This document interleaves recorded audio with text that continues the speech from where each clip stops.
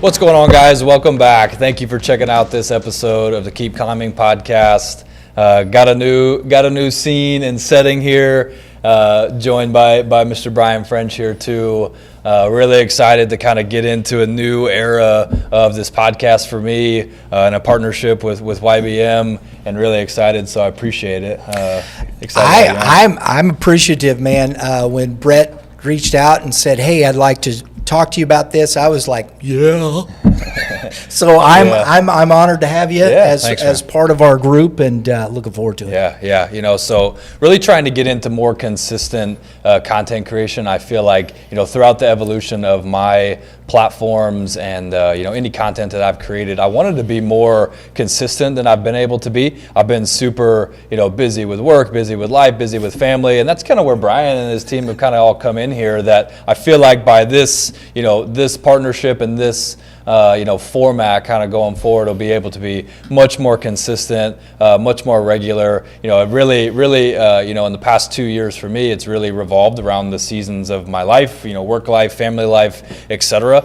And there's obviously always seasons of your life, but wanting to be more consistent with some of these details and share some more thoughts, I guess, that I feel like are on our head, on my heart, that sometimes it's just hard to kind of get bundled up into a package like this that's consumable for a viewer. So really excited about the opportunity kind of coming forward. Wanted to take a minute here as we get in today to talk about the Player Development Summit that we just hosted for Premier Pitching Performance. We talked for 40 minutes to an hour. I talked specifically for 40 minutes to an hour. It probably lasted an hour and a half to two. So I'm going to condense a lot of maybe what we talked about here, into this format. But the point of the Player Development Summit was twofold. We had one main point being to share our new partnership with Lindenwood with their Exercise Performance Nutrition Lab. It's a really sweet lab, Brian. I think I'd really love to take you over there at some point. Oh, absolutely. Basically what they do,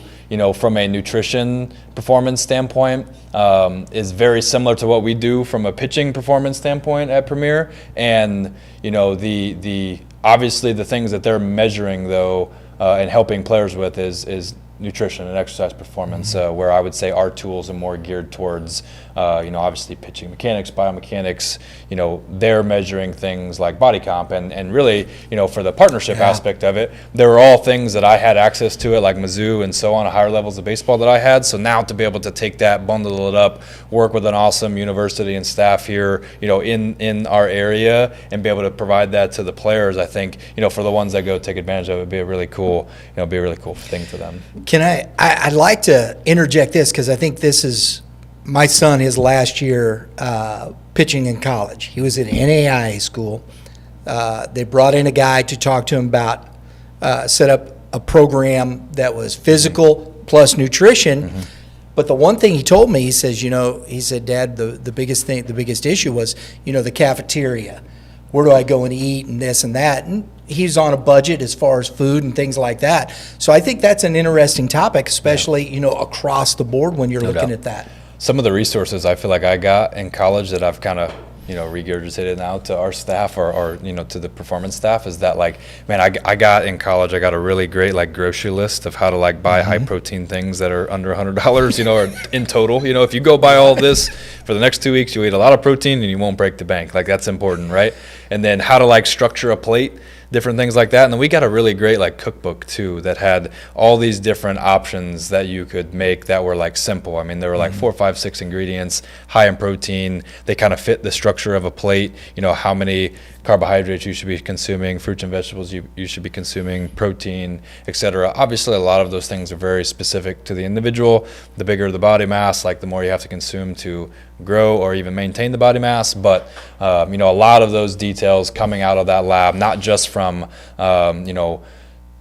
information like that, but also specific data points for people to be able to lay down on these body comp machines that they have and actually track and measure some of those, that you can't just go down the street and get that information on, So that was one of the main, first points there. And then secondarily, this past summer, every summer at Premier, we spend a lot of time analyzing our data. We collect a lot of data, so we analyze a lot of our, high-level data that we consume.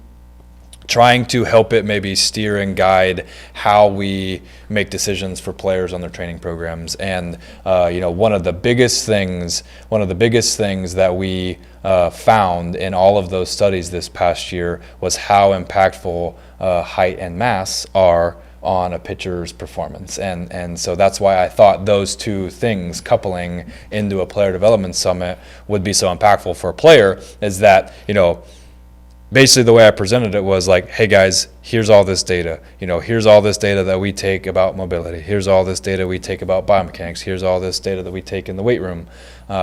Here's what our motion capture thing all says. And the number one thing across the board that correlates highest to ball velocity is the relationship between height and mass. I've got a couple graphics here that maybe we can put up and share, just to show some graphs that our interns made, which most of this data and research, I need to give them a quick shout out. It was 100% led by some awesome interns that we had this past year. Our coaches do a good job of really collecting the data and communicating the data, but we lean on our interns every summer to kind of bring in and make those visuals, makes the graphs, and provide our coaches with more or better resources and then output in front of players or parents to say like, well, we're going to focus on this and this is why. It's not just what Brett's trying to tell you, here's what the data says. So the sample size is 100 college athletes, 100 college pitchers specifically, and you can really see from some of these visuals that we have from this that the higher the body mass, the higher the likelihood that you throw harder, and then Right. and then the second one that I have is, I think, takes it even deeper too, because it's by percentile height and weight, right? So you can actually find where my height's at, because we know we can't really adjust the height, right? Although we'd like No, to. I'd love to. So you find what Just you're- hanging from a bar doesn't work. No, I've tried. I get a lot of head rushes from it. You can find where your height is at on that, then that's just what God gave you, but then you could look at your mass and see how it affects. Now that I can work on. Yeah, and everybody can, like everybody, it's not easy, but Right. everybody has much more control over that. And there's obviously all types of, external factors that go into it of genetics, and it's harder for some people to gain weight than others, and it's all relative and it's all individualized. One of the things in the conversation as we move through, and it's probably further down the road, but that's fine. But as you're talking about these things, I remember we were at a PBR event, one of our first we did with Kevin Mulder, and I'm talking to players, because it's the analytics and all the information there. And I'm talking to high-level kids. I mean, these are all kids, about 5 or 6 of them were all D1. Jack Holubowski was there. I think we were talking to Caden Peer was another one. And I asked those kids, how long did it take you to really understand the analytics and the metrics to where you could put that into your workouts and understand what that is? Do you find that is that's a big part of it, is for the player to understand those metrics? And I think so. And I think like the encouragement would always be to educate yourself first and foremost on like what it means. I know there's people that come in and throw on the TrackMan or whatever, for that specific example, and they're looking up at it and they don't even really know what it means, but they're so curious to consume it that it's like, why are you even looking at it? Because you don't know what it means. But yeah, I mean, once you start to educate yourself on what it means, once I got older and understood, some of those details of, what makes a good slider good, Right. what makes a good changeup, or, whatever the pitch is, what makes it good. Even then, you could back that all the way up and say, well, what, from a performance standpoint, like what makes you healthier? What makes you produce more force on the mound? What makes your delivery better? And I think that's really what we're trying to get at when we do these data projects like that, is that the primary project that was assigned to the team members, was like, we were going to take all of our data points on one side and we were going to find a correlation between each individual data points and ball velocity. I mean, you could probably break it down into the thousands, honestly, Brian, of like different data points, because our motion capture tool is so big and vast that's where the most of the data points like come in. But a lot of the table assessment data, a lot of the weight room data, force metrics, things of that nature. Taking all of those things, and one of the things one of the last things I'll say that I think I found the most intriguing about the entire thing is that And we've got some, we did some research to show the correlations between all of the things that correlate the highest to ball velocity in the weight room, right? The single leg lateral jump was the highest correlated one. And I mean, you could think about a pitcher's delivery and be like, okay, yeah, I could see where that, came in. We've got things for mobility. We've got things for, even on our motion capture system, which is our big fancy 8-camera, system that, the computer's breaking down how you're rotating and how fast you're rotating, right? Even that suggests the highest correlated thing to ball velocity is the relationship of height and mass. And like I said previously, we know that height you don't have any control over. So the only thing you really should be focused on, first and foremost, is that your mass is large enough to produce the type of force that you want. And if you focus on anything else, because it all comes down to time. Mm-hmm. If you focus on anything else, it's cart in front of the horse. Right. Right. And so that was like the main point of the summit. We shared some other things, like our data suggests that if you're 175 pounds or lower, like the odds of you being a high performing thrower, which means you throw 90, stay healthy, and throw strikes, are like this. Pedro Martinez is an anomaly. Absolute anomaly, absolutely. And you could go through and pick some guys like that, right. And some of those details kind of going into this consideration of like, well, what did he do to become successful? Mm-hmm. And that not necessarily being what I need to do. To be successful. Sure. And that's probably the way that we try to use our data most at the facility to make decisions for athletes, is that, the bigger percentage of people, we're trying to help everybody reach their goals individually. To give you an example, like if I taught hitting or pitching like one certain way, and if you just think of everything like on a spectrum, right? And I teach it one way on this end of the spectrum, and this other end of the spectrum is another way you could teach it. Half of that population isn't going to get better from that. The other half will. Right? So if you just go through and you did some data on like, well, how many players did you actually help get better versus how many of them just like were there, if it's only around 50%, like I don't think you did your job very good, and that's kind of a little bit of what we preach, Sure.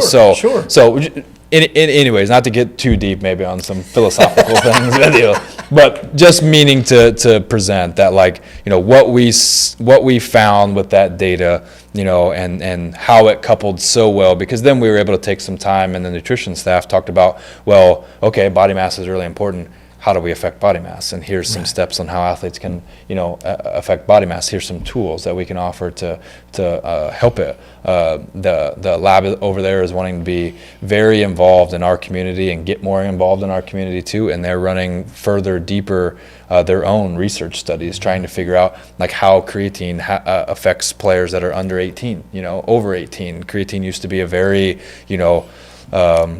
unresearched and like unknown and like a bad thing to do, and now like everybody takes creatine, and there's a lot less studies. There's a lot of players that are under 18 that are taking creatine, and the lab's hope is to prove that creatine is also good for younger players to take as well too, so they're doing their own research, they're doing their own studies, they're looking to be involved with more people in the community. So it was a really great event, really great summit. I wish anytime we do anything like that, I wish I could tell way more people about it, because I feel like every person that plays baseball, and maybe I'm wrong about it, but like I know that when I was 15 years old, I needed to know that. I needed to know that. So, I think when you're talking about development, and this is a word that's often used, I think rarely, maybe that's a little harsh.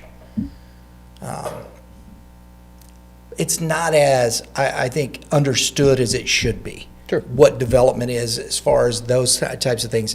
So when you're talking to young players, how do you get them to understand, and what's that next step with a 15-year-old that says, getting them to understand what development is and what's it about? Yeah.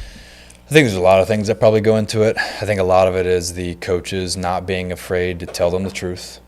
I think the coaches being informed on truly what helps players get better.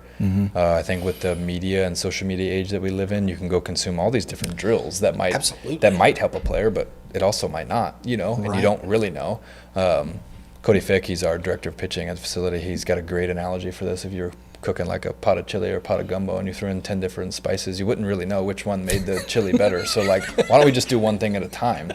Right? And taste it. Yeah, exactly. And a lot of people, that resonates with a lot of people, I guess. Yes, it does. A lot of chili folks here in the Midwest. It's a good analogy. Yeah. So I think the coaches really understanding from that data and actually pulling objective data and not just be like, oh, well, I did this and it worked for me. That may not be the case for everybody, So trying to come up with, actual strategies that actually impact performance. Sure. Instead of just I think this works, no, I know this works. We got the spaghetti routine. Yeah. Because it's worked for this amount of people, and for the ones that didn't, here's how we had to pivot it, and all these different conversations, So I think the coaches being informed on not being afraid to share the truth. I think being informed on the truth, and then and that I think a lot of it too comes down to progression, progression things for athletes. We work off of a very training age versus biological age type of conversation, where training age obviously can be a 16-year-old who's spent a lot of time in the gym and he's very, knows how to do all of his movements and very developed. And then you can have an 18-year-old that hasn't spent any time and he's biologically older than that person, but, his time training is obviously much less. So those people would start in different areas. Yeah. But those would probably be your main, points of conversation, I think, there. Very good. Yeah. So, the summit was really good. The summit was a success. I think the data that we were able to see and find and present for it was super impactful. Like I said, I think it's something that, when I was younger, I know would have impacted me a ton. And so, doing what I do now, I'm really motivated to try to get that information out to as many people as I can. And so that was my hope in sharing it here today. The main topic that we want to get into today, and I think you could probably piggyback that off of the summit a little bit, Absolutely. The main topic that we want to talk about today is success and truly boiling down on the definition of success. A lot of these data points that we observe, that we track, that we're measuring, a lot of those things are really good things to base your success on, and having more process-oriented goals to define your success instead of outcome-oriented goals to define your success. So maybe talk a little bit about how that impacts you and your thoughts on success. This is one of my favorite subjects, to be honest. It really is, because as a young athlete, I'm everybody competitive. You want. I believe in winning, right? And I think every athlete that is going out to compete believes in winning. And if you don't, it's. Yeah. But winning is not success. I learned that later in life. I don't believe winning is success. It's a result. It's the result you want. Mm-hmm. But how do you get the result you want? Mm-hmm. And I think I had to step back and I started looking at some things. So one of the things that was curious, and you were talking about this here the other day in Wyatt with Darren Sissel, mm-hmm. and really struck me. And here you are. This is a high-level athlete, folks, and played at the major league level. How do you say, is that successful? Do people say, well, I didn't see him on TV. Okay, mm-hmm. fine. Mm-hmm. There's a lot of guys we haven't seen on TV that made it to the major leagues. Mm-hmm. But what is success? And so how do you start defining success for a young athlete, and what does that mean? So I find it fascinating when we start talking about youth baseball especially, and I think starting with the young kids. Mm-hmm. Should we change our language a little bit? I understand win, we want to win, whatnot, but how do we start incorporating this thought process even into that level? Sure. Well, I think from my experiences, obviously I have a very different view of baseball winning development now than I had when I was actually going through it. I think that's why you see so many like ex-major leaguers' sons or whatever make it to the major leagues. It's not obviously genetics and talent have a lot to do Absolutely. with it, right? Sure. But I think it's a lot more of like the moment not seeming too big because they grew up around other people who played in the big leagues. We were just talking about it before of like, oh my gosh, that's so-and-so, and that's how we all grew up. Yeah. So imagine if you were just in the clubhouse at 8 years old and that was just Aaron Judge and that was just Aaron and your dad's buddy Aaron, and you're like, whatever, like it wouldn't mean anything to you, right? That's a huge advantage, and I think people underplay that a ton. But additionally, like your definition of like success there for those guys, I think they know better the odds and the details of like what they're up against, that you can start to define success for them in very process oriented things. And I started to talk about that, I maybe hinted towards that a little bit earlier, is that, from my experiences, when I was a young kid, all that mattered was winning. It was so outcome based, even playing football. Like as I got older in baseball is just such a game where statistics are always just in your face, like other sports, it's not really like that. Like all that matters is like what's up on the scoreboard. And, so as I got older in baseball, maybe I had more times where I was checking my batting average or I was, like whatever. But really all that mattered at the end of the day is that we won, and that we won the game. And, real quick, not to get too deep about all the details of my baseball journey, because that could be a long combo on its own. But post high school, like I didn't have a very winning, successful career. Mm-hmm. I would consider personally my college experience to be good, and I think that's why I got drafted where I did. But like our teams weren't good. We didn't achieve anything on the field really. Mm-hmm. When I made it to the professional baseball, I was in the minor leagues, like the first couple teams that I was on, like we didn't make the playoffs. Like we didn't have great seasons. Like we didn't have winning seasons. When I made it to the big leagues, it was with Miami. We had 100 losses that year, So like when I left high school and like, you could take that all the way back to when I was like 6 years old playing sports, but like not used to losing anything ever. Football, baseball, basketball, didn't matter. And then basically what I'm saying now is that like my entire upper level journey was all full of losses. So it made me have to really reshape my mind and redefine success in my head, because if your thought on your definition of success is just what happens in the wins and loss columns, playing a team sport, like it will always fail you. Right. There's just so many things that are not within your control that's what you have to learn how to do to define your success, in my opinion, is you have to look at things that you have black and white. It's just you have complete control over it, especially like attitude, energy, effort, things like that. Because they're process-oriented goals that I know in a big picture, and baseball is a great example to give of this. You talk about a guy getting 500 at-bats or 1,000 at-bats throughout the course of a year. Like you're gonna hit some balls hard, they're gonna get caught, you're gonna strike out looking, you're gonna look dumb. Like, but if you can show up and have like the same mentality every single time you go, that in and of itself is a huge win because of how hard and like emotional things can get. The picture I talk about it with people is that like just imagine getting punched in the face and blindly standing up and looking your challenge right back in the face and then getting punched in the face again and then having to stand down back again. Yeah, and after 2 times you wouldn't stand up like the same way, but you talk about 50 at bats in a row, getting punched in the mouth, and like you being able to stand up the exact same way, the exact same like blind approach of like, here's what I'm going to do. I'm all in. Me getting punched in the mouth 50 times before this isn't going to change my approach to this next at bat.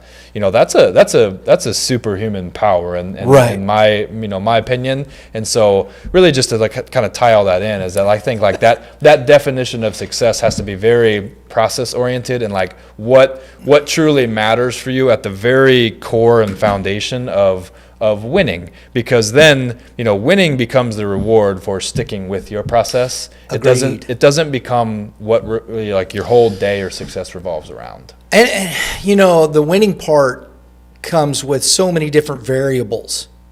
I think that you don't really recognize that with baseball and a team sport. So when you're talking to a young player that, okay, here's a kid that has probably, maybe he's come up, he's going to high school, and his whole youth career, I'm the shortstop, we've gone everywhere, we've beat everybody, but yet his high school is not necessarily one of the perennial powers or whatnot. What would you say to a young man like that? Yeah, I think it's really difficult. I think at the end of the day, when you're in a position like that, you're really called to be a leader and bring people with you. It's your job to make the team better. I think you really got to go into it with a realistic, objective, frame of mind. I think that's where it can be tough. Like when you're dealing with kids like that, is that they don't always know, and maybe you don't want them to know. Maybe you want them to kind of go blind into it, not knowing if their team's going to be good or not. To some extent. But that player specifically there, I think at the end of the day, you've got to bring really good energy every single time, because you can't let people's performance around you impact you, right? You got to show up every single day. You got to bring good energy, good attitude, good effort level, right? Something that's somebody gave me a piece of advice one time. It's a friend of mine, Rob Zastryzny. He actually just got claimed by the Cubs yesterday. He was with the Brewers. He's been up and down in the big leagues. He's a year older than me. One of my best buddies. Okay, he was a year older than me, and he was my catch partner most of the way through our college careers. Worked out together, whatever. He got drafted in the second round by the Cubs a year ahead of me. And so the next year, he obviously was gone, and I still would text and call and talk with him. And I remember a piece of advice that he gave to me that really stuck with me, because it's perfect for this topic. Is our team wasn't doing very good, and I was stressed because I had goals that I wanted to achieve that I felt like I couldn't do a lot of those goals on my own. You know what I mean? From a team sport aspect. And he told me, he said, Brett, just be a winner, because anybody that's coming to see you, that's all they care about, and what fantastic advice, you know what I mean? And I've told him that stuck with me, but he'll never know how much that actually impacted me, because I was like, holy crap, man, you're right. But he didn't mean go out there and win every game. I understand. When we say that out loud, you know what I mean, right? Know. The way you walk, the way you talk, your attitude after you lose the game, even how though you I pitched approach good, the game. No doubt. That comes with all the things that you do in between the games. Just being a winner, and defining what a winner is. That was something that really helped redefine my thought on what a winner was. A winner doesn't just win games. A winner talks a certain way, acts a certain way, talks to his teammates a certain way, lifts his teammates up a certain way, deals with adversity a certain way. And those are all the things that go back to now your instance. That's what I would tell a kid, but that's what got told to me, and I was super thankful for it. I didn't come up with that on my own, that 15-year-old kid who's a really good shortstop that's playing on his high school team that's just not that good, I don't care. You want to go play college, you want to keep pursuing things, you want to take this have a serious journey here, experience through baseball. People who are coming to watch you, they don't care about any of that. They're coming to just see a winner, because at the end of the day, everybody wants to recruit winners, everybody wants to scout winners, and that's what they want on their team and their organization. It's interesting, because I remember listening to Mookie Betts, and I think it was Derek Jeter that asked him this question after the World Series, and he says, what can you say about this team? What kept it going, going? Because honestly, I thought the Padres were going to beat them. But he says, just the love of this team. He said, and here you have one of the best hitters in baseball. Yeah. MVP. He was 2 for 48 or some ugly thing like that in the postseason. And he says, I'm in the cage. And he says, all my guys were right there at the cage. Hey, you got this. I'm taking 500 swings there. And everybody was standing there with me, talking to me, sharing, saying, encouraging. He said that every time I was there, they were there. Yeah. And I thought, that shows the impact of what you're saying, being a winner. That is the culture that you're looking for. That's success. you know, That's the culture that a group of winners creates, right? Right. Like that's what having winners all the way around you in your circle like does for you. You know, it's like because the reality is the adversity is coming. You know, and so you surround yourself with winners, and they say, "Dude, you're good. Like, who cares, bro? You got this." You surround yourself with not so winners. You know, like then they're, "Oh man, are you okay? Like, how? You know, oh yeah, maybe you should try to do this. Or maybe you should try to change that." It's like, no, bro, like you don't get it, you know. And that's what he said. No, in fact, and it was funny because, you know, Poppy's sitting there, he goes, "Don't change a thing, you're a dog." Yeah. You know, and that's, I think sometimes that gets in your head, doesn't it? No doubt. If as a pitcher, if you're not having success, is where am I falling off, my mechanics, something just It's a little so easy. It's so easy to fall into that trap and to think it's mechanical or whatever else, you know, and you know, I battled it my entire career, and I don't think I could tell you that I overcame it. You know what I mean? Right. You know, like Right. Mookie has, you know, like those guys have. But you know, those are things that everybody, even the best players in the world, deal with. You know, that you at 15, 17, 22. You better be ready to handle too, you know, because those are the best players in the world that deal with it too. Like you're not special. Like you're gonna go through it too, you know. So because sport is sport, no matter the level, age. yeah, It's all the same. It's all relative, you know. Like Right. you're obviously, like we talk about a lot, like the talent gaps. The talent gap, you know, for a 9-year-old player is it's much wider because you got puberty and everything else that like goes Right. into kids, you know, stuff. That talent gap at 30, you know, is much smaller, you know, and I would argue it's just a hair like thin, you know. Absolutely. So, you know, like that talent gap, like being bigger or smaller, like really like affects things, you know. But you know, but the overall like thought there is that like your competition's like very relative to your age or to your like group or your environment. That like, you know, the same things that you deal with, you know, from a mental, emotional, you know, state, playing in that 12U state tournament are the same sort of things that like these grown men have to overcome, and obviously a much different, bigger magnitude, but they're probably not probably, they are much more like mature and equipped to handle that type of environment, but it feels the same to them as that feels to you, you know. Yeah. So, but what a great thing for kids and parents to put themselves in at 12 years old, and why I'm such an advocate for people just to go like play sports, whether you want to go play in college at all or not. Like what experiences they give you to teach you how to be a man and teach you how to deal with adversity and teach you how to like go through hard things and overcome it and come out the other side. The camaraderie and the communication or the, hey, Working on a team, all those things. I want to help you. Let's help each other. Let's get better together. Yeah. And those relationships and building relationships. And I think that builds confidence, because confidence isn't just one thing just to be able, I can swing the bat and hit the ball. Confidence, you got to be confident just as a person.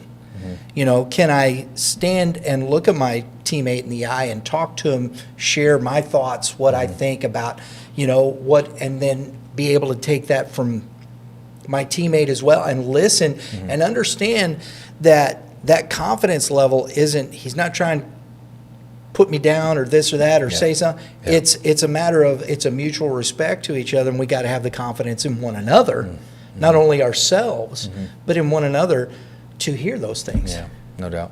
Well, hearing that makes me think of this kind of thought or topic, and maybe it's probably a tangent, but you know, similar to what we're talking about, basically, of like, you know, the thought of leadership. You know, like leadership in that light is a very two-way street. And you know, talking about winning teams, winning culture, winning environments. You know, people I think always try to talk about leadership and view themselves as the leader. But what about the people who are accepting the leadership? You know, like leadership is a very much a two-way street where like the person who's doing the leading has to have some type of submissiveness from it, his An acceptance people. Acceptance. I think that's the yeah, better word of like yeah. acceptance of his leadership. That like, if you got two guys trying to be leaders and they're both saying like, well, we need to go these different directions, then you're clash there. You know what I mean? So you know, just I think like working on a team, learning how to learning how to lead when it's something you need to lead on, but learning how to be led, all those are super valuable things that I think people through sports, through early ages, like really pick up on, that carry with you for the rest of your life. That and truly, like I think as far as like youth sports go in a whole, for parents, at least as it pertains to my kids, I'll tell you from my experience with baseball that, look, I'm going to tell you, there's a lot of things about the life that I don't wish upon my sons. If they want to do it, I would gladly, to the end of the earth, help them with everything that I know and learn and whatever. But I joke all the time and say, I hope my son just plays golf so we can both just have fun. Well, that'd be nice, right? Yeah. I'll do that. Yeah, or whatever he wants to do, like he doesn't have to do baseball, but the number one goal, like parents, I think, have to keep in mind is that, you're building a young man of character and faith through this game that is as the parent, that's my definition of success. Right. Like what a great moment or teaching tool you could have, in a big win or a big loss, or the way the coach handled something that was good or bad, or whatever the scenario is. Like if you're an active, engaged parent, like that should be what your definition of success is for your children. And then obviously we're the grown adults here, helping them figure out and define what success is for them. Because if we let our emotions ride this roller coaster wave of how we won or lost something, or have that quiet car ride home after he just had a bad game and threw some interceptions or walked some guys or whatever, like that doesn't do anything for anybody, like that doesn't do anything, So being able to have those conversations, because the reality is too, like, the rest of the world is going to treat him that way. The rest of the world is gonna have experiences where it's like, he didn't play that good, or what I mean? So just like having that definition of success, I think within your own family unit, I think is really important. I think parents like having that in their frame of mind for their kids, knowing that that's like the ultimate goal out of it. And that, I think that's probably where most of it gets skewed, is that the parents are also in it for outcome-driven, things as well. If I can share this, I don't, mean to tell you, but just, personal experience. You look back at things and I've seen a lot of kids play baseball, and old guy, been around here a little bit. I'm a transplant, though. We moved here in 2003, and my son started playing baseball in 2004, and I was coaching-ish, but I always enjoyed coaching. First sport I ever coached was soccer. I was 21. I was going to college, and I wanted to. It was fun. I loved soccer in that respect. Done a few other sports that way. Can't coach basketball, man, even though that is my favorite sport. Yeah. Yes. I just can't do it. It's one of those competitive things. I think. Yeah, keeps you fired up. It does. Awesome. But, as we went through this, you see the kids around the community, and I see a lot of success with the kids that I've seen over time that have played baseball, gone to college, come back into the community. And that was one of the things that I talked about with Youth Baseball Midwest. Mm-hmm. It's the values and community and, some fun. Because that's, here you are, Francis Howell, graduate, went to Mizzou, went on to play it at the highest level you could, and now here you are back in this same community giving back to those. See, to me, that's success. Yeah. And kids understanding what success is on that level, being able to come back to a community and say, here's what I learned. Yeah, sure. Right? Mm-hmm. And there's a young man that played for me 14 years. Last team I coached, it was this way. My son didn't play on the team. It was 14U team.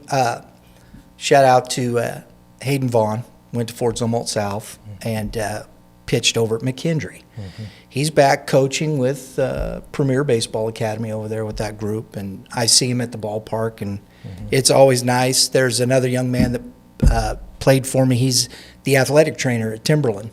Get to see him, and my mind is blank, and I'm sorry. I remember his dad's name. That's terrible. I can't, because this kid hit so many balls foul. He's a right-handed pitcher. He hit so many balls foul to the left side. It was just amazing. I could never get his bat to slow down. But that team that year went through some adversity. We started off really bad. We got over 500, and I said, "Look, guys, don't worry, But the things that we talk about, success. I always use something my dad taught me, and power plus attitude equals performance. And the knowledge you gain, the confidence in your mental attitude, how you perform on the field. And we talked a lot about that year. And we even had a kid quit the team, didn't like what he was, his position, things.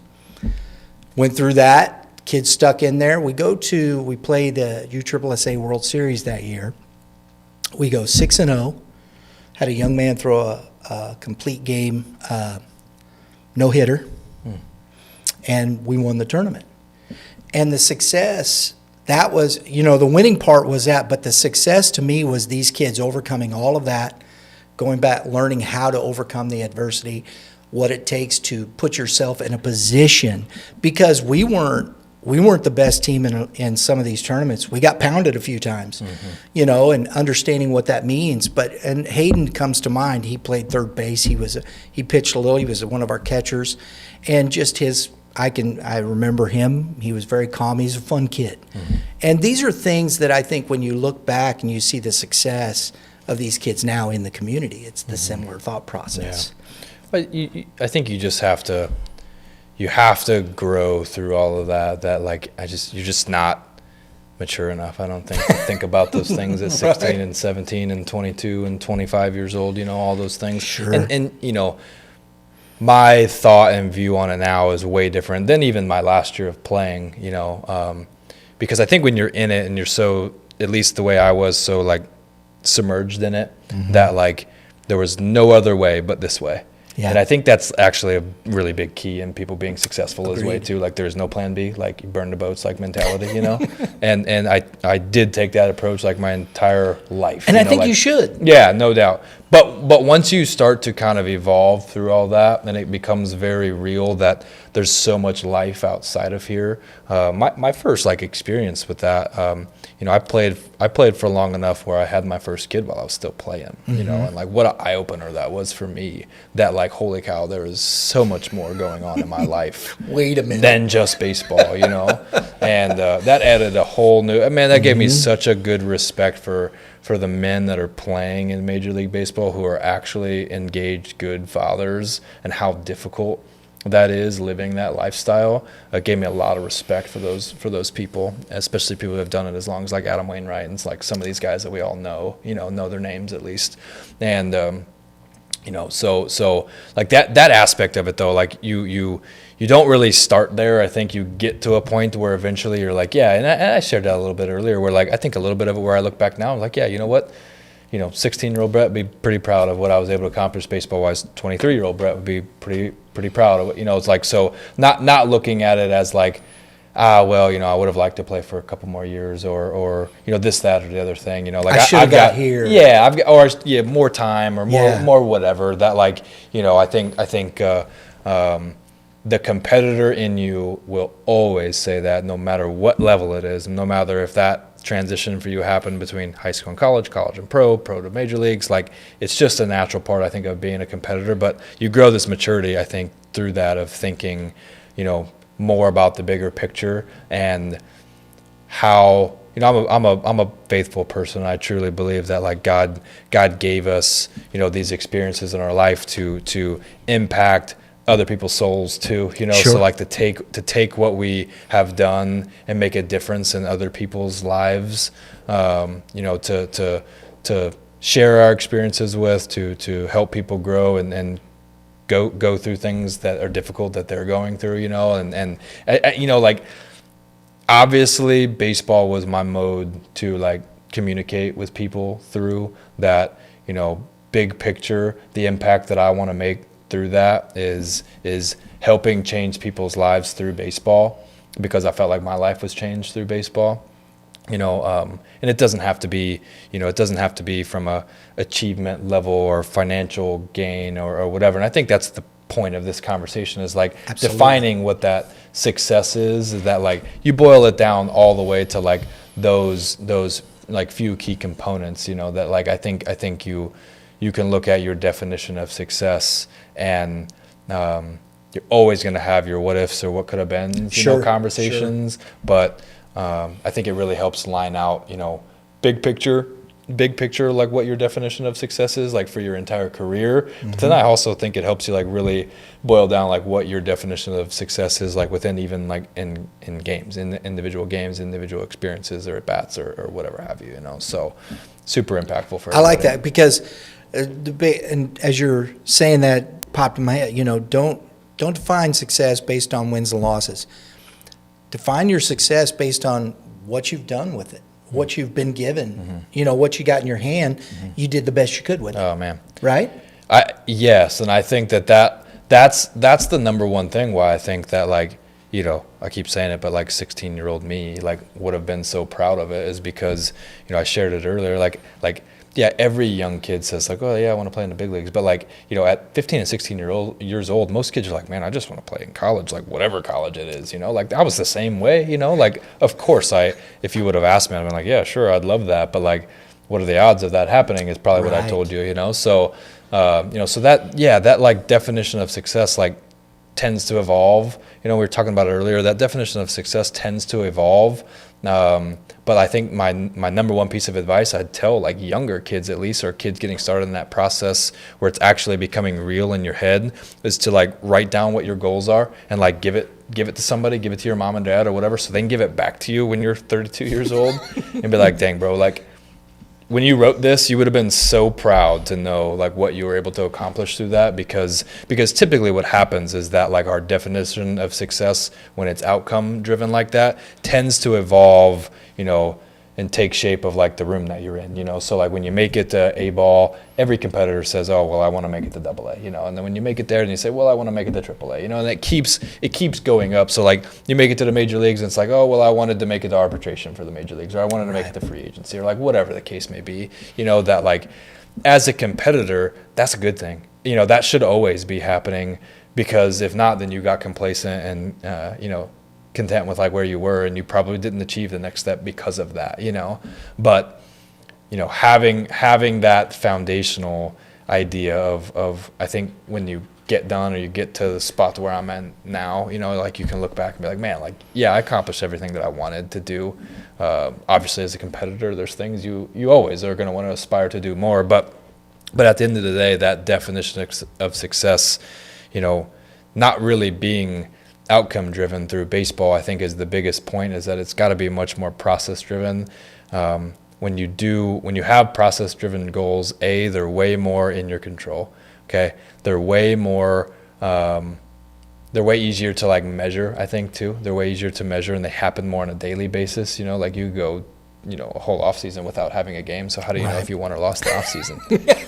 Right.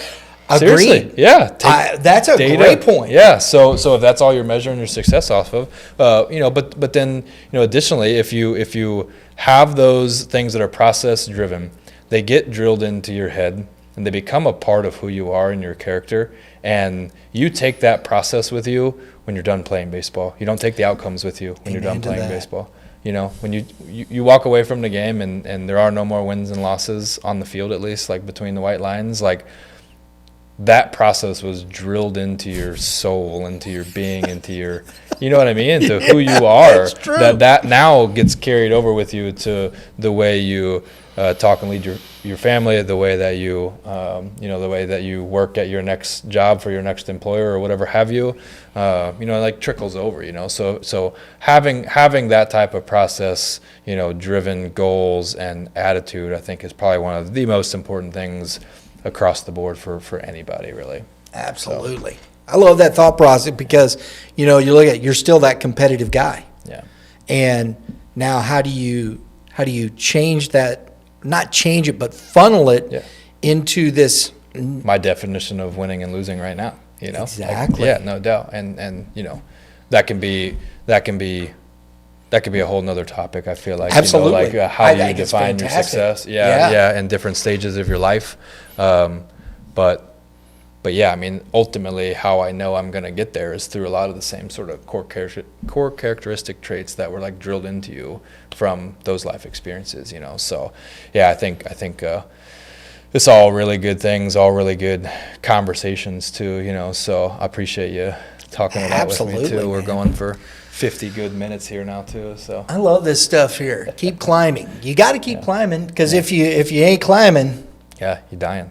it ain't good. Yeah. It's not good, man. Yeah. Not good at all. Yeah, you know that the backwards K obviously is my baseball Absolutely. plug there, but really just wanted this podcast to continue to be something about personal development. Obviously, baseball has made a big impact on me. A lot of these things are topics as I've done in the past and continue to do much bigger than baseball. Personal development and continuing to be the best version of ourselves, whether it be on the field, off the field, with our families, you know, in our work life. But I really appreciate you guys checking out this episode. Really excited for what's coming in the future and being able to kind of expand on this here on YBM, be more consistent, like I said at the beginning. If you guys like this, like, comment, subscribe on the bottom. Be sure to leave any thoughts or questions you guys got maybe in the comments section there, any future topics or things you guys want us to address. So see you guys next time. Thanks again.